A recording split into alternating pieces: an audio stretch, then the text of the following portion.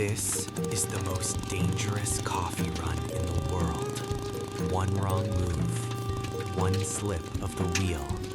It's over. Hundreds of pounds of coffee, one motorbike, and a path that has claimed lives.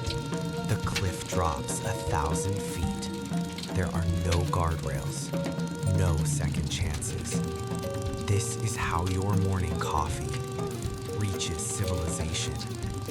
One brave man, one deadly journey, one motorbike, 500 pounds of coffee, 1,000-foot drop, no guardrails, no safety net.